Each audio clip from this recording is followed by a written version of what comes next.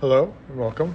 This is my playthrough and presentation of Tough Up, my third-person shooter narrative game with a little bit of a Dark Souls difficulty twist. So it's a hard game. We start off like this with the main menu, and you can already see the objectives on the top left. And you can quit to quit the game or start. Settings is empty so far. And it says Tough Up, or Son's Regrettable Adventure, again giving you a little bit more context on the narrative side of things.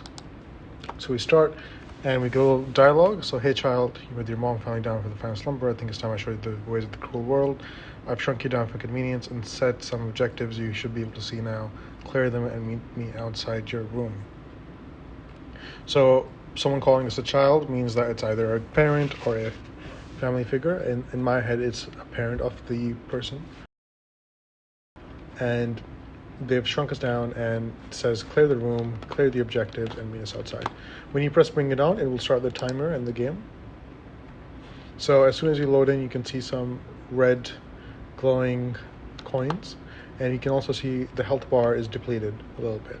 So as you walk over them instinctively, it will fill it up, showing, and that's the introduction to the first mechanic, which is the health coins. Some of the mechanics are right click to aim, left to shoot, C to crouch, and it also says left shift for dash, which is another mechanic. The dash also has a 2-second reload time on it.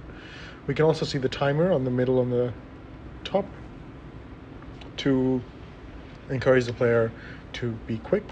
Of course, maybe not on their first playthrough, maybe on their the playthroughs afterwards. You can also see a kill counter, again to encourage some competitiveness with themselves or maybe with their friends to try and play the game again and again, to try and get more kills or maybe less kills to see how fast you can do it, beat the timer, and so on and so forth.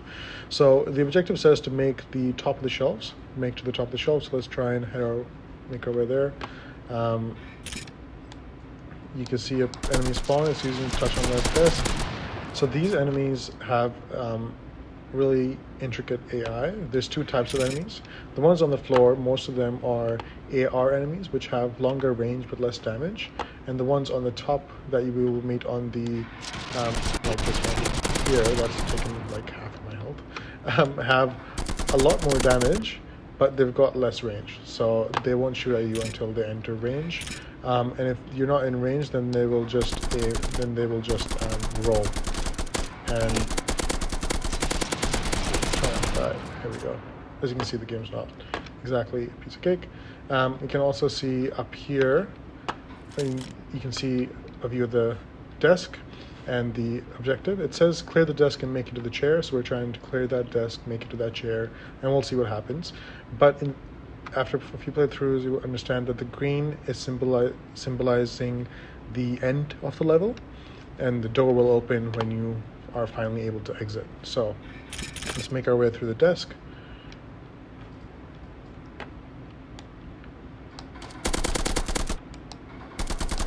The animations on these AI is not exactly the most sophisticated, I have to say. But they do their job pretty well. Okay. So now that we've cleared the desk, and let's jump on the chair. We'll play a sound, and we will see that the door has opened and the green is even more visible.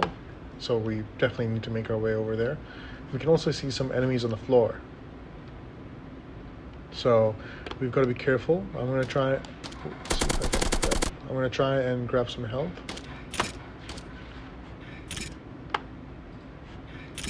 Okay.